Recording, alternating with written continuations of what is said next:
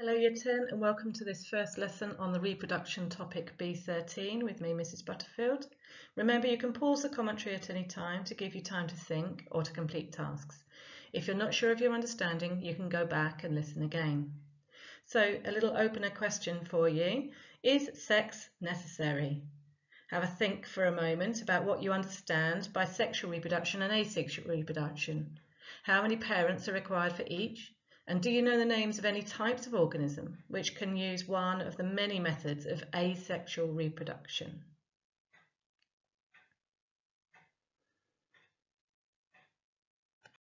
So here are some answers for you. The only members of the plant kingdom to exclusively use asexual reproduction are a type of fern and a type of dahlia. This is a picture of the fern here. And in the animal kingdom, the only example is Hydra, this little organism here which lives in water. There are a few more examples in the bacterial, fungal and protist kingdoms, but most living things have evolved some form of sexual reproduction. However, there are multiple organisms which can still use asexual reproduction when required. For example, bacteria and fungi use binary fission, and many plants use runners, which are horizontal stems or roots which grow outwards before producing new plant, which can eventually live independently of its parent. This is a spider plant here doing just that. Starfish can be cut into pieces and each part can develop into a genetically identical complete starfish. And parthenogenesis is when an embryo develops without sexual reproduction occurring and the offspring is identical to the one parent. This is seen in some species of lizard, especially where there is difficulty in finding a mate. So you see there are lots of examples of asexual reproduction. It's just rare that that is the only method of reproduction. This is an activity for you to do, so here would be a good time to pause the presentation while you have a go at it. If you're not immediately sure, carefully read the wording of all the descriptions, as there is some useful information in there which will help give you clues to the answers. So some answers for you. A clone is two individuals with exactly the same DNA. So these two match here.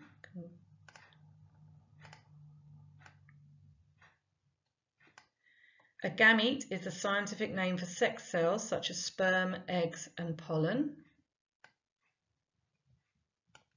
Sexual reproduction is when two gametes, for example an egg and sperm or pollen and ovule, fuse together to make offspring, leaving us with asexual reproduction, which is where one cell or organism splits in two to make offspring.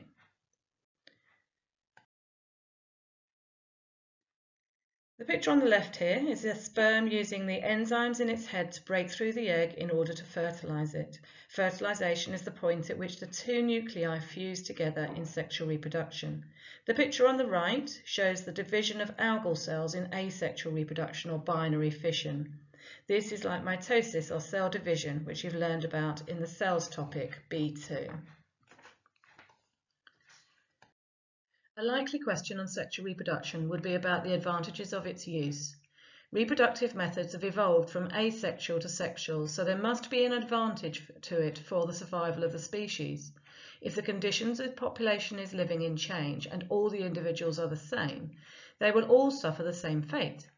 If the conditions change and some of the individuals are different, then they may have an adaptation which helps them to survive and reproduce. Therefore, the advantage of sexual reproduction is that the offspring are different. There is variation. These two short video clips summarize the processes of sexual reproduction to the point of fertilization in both animals and plants.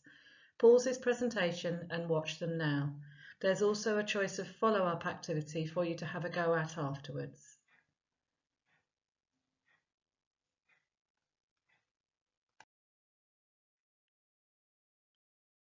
Humans and most organisms are described as diploid, with pairs of chromosomes in their body cells. In humans, each body cell has 23 pairs of chromosomes, 46 in total.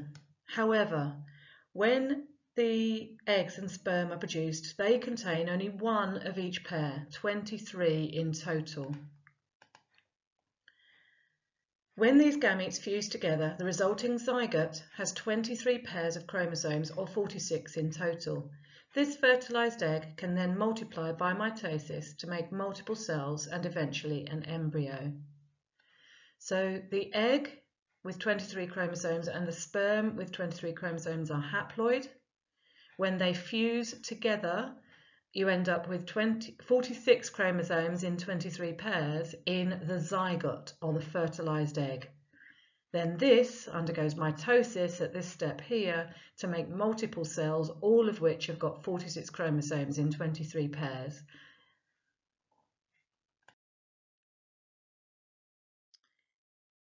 Pause the slideshow here so that you can have a go at this description. Try to use all of the key words if you can. The advantages of asexual reproduction include the relative speed with which it can occur. New organisms can be produced quickly.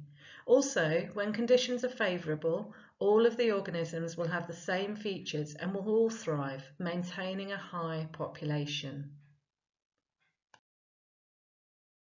Here are two ways in which plants can reproduce asexually. So here's the strawberry plant producing the runners in a similar way to the spider plant we saw at the beginning. Here are bulbs, for example daffodils or tulips. You plant one, and after a season when you dig them up, then you might have 2 or 3 bulbs which have been produced from each other.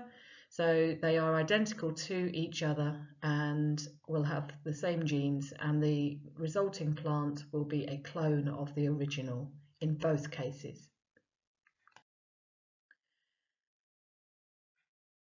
Amoeba and hydra are examples of animals which can use asexual reproduction. So on the right here we have the amoeba.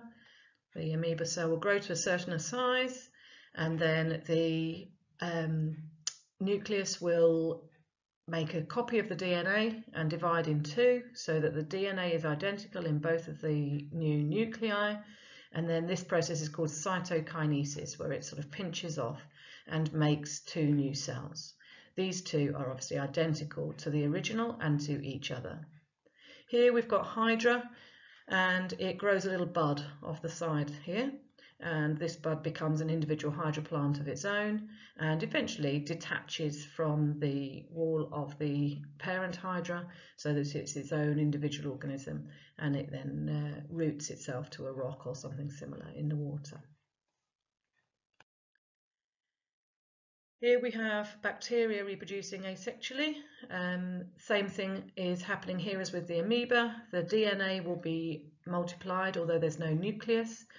The DNA is doubled, and a new cell wall will form between the 2 cells and the cell membrane so that you've got 2 identical cells, and then cytokinesis is taking place here where the 2 cells are almost completely separated.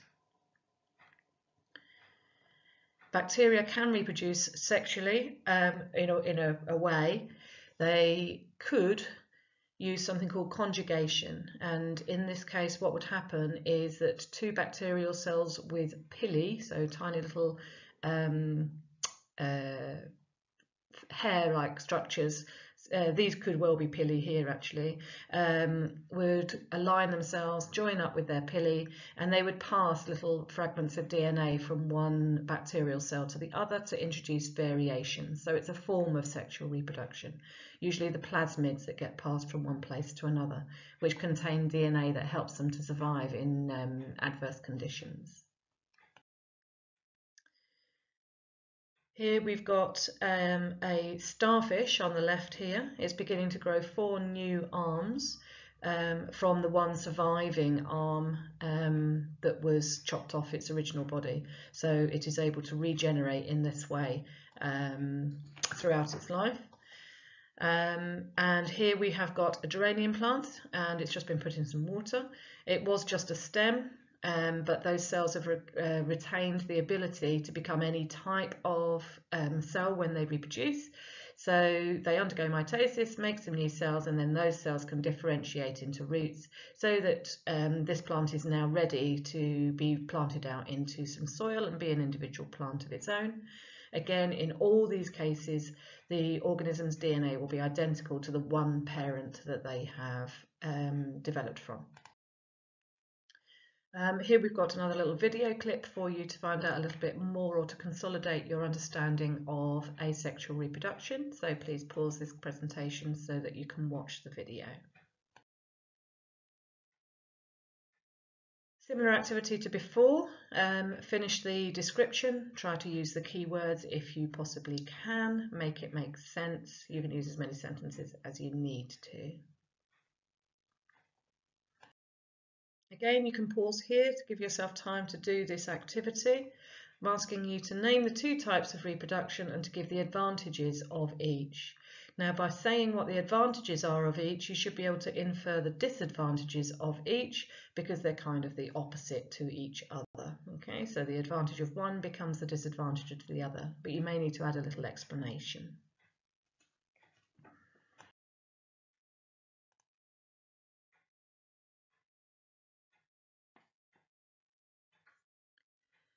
So some answers for you on this slide and the next. Have a read. Did you come up with these sorts of ideas?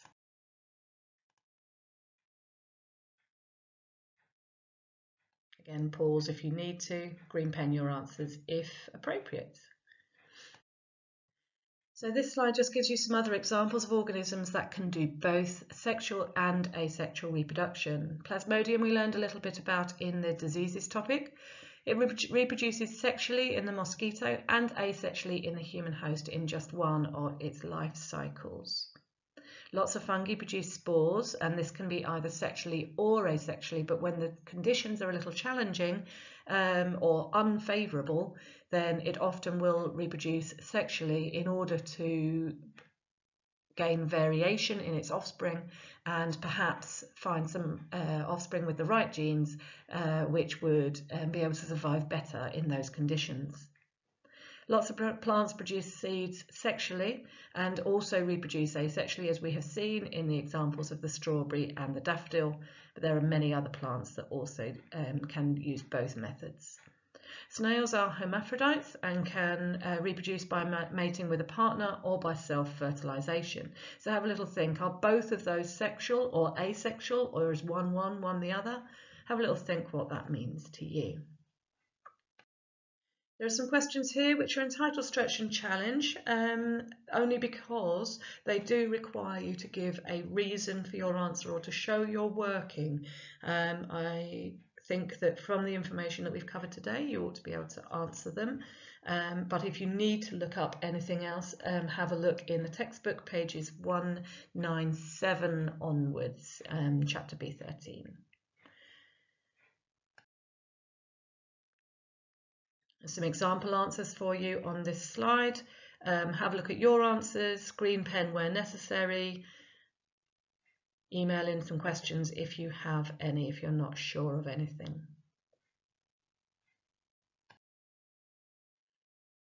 So these questions here are much more open-ended questions. Questions for you to apply what you've learned today to slightly more broad topics. So have a little look at those, have a bit of a think about them, perhaps share your ideas with me, would be nice. So what you actually need to submit is the worksheet, which is also attached to the Show My Homework posting that you found this PowerPoint on. And what you will need to do is to either print it and write on it and photograph it and send it in, or you can edit it. It is a Word document, so you should be able to edit it, perhaps show in a different colour where your answers are, or you can just make your own document with the answers on and present it in full sentences. If you need any extra help, then please do go back to that chapter in B13 in the biology textbook. Or of course you can get in touch by email. Emails, I'm much more likely to respond to emails than to the messages on Show My Homework. I do think I missed some of those. I really, really hope that I get to see you soon. But in the meantime, if this has been helpful to you, could you please let me know? If there is anything I can do differently or that would help you further, please do also let me know. I'll try to respond to your feedback. And if you are going to be coming into school in the coming weeks, then hopefully I will see you then. Otherwise, stay safe at home, keep up with your work as much as you possibly can, and do let me know if I can support you in any other way. Okay, bye bye for now.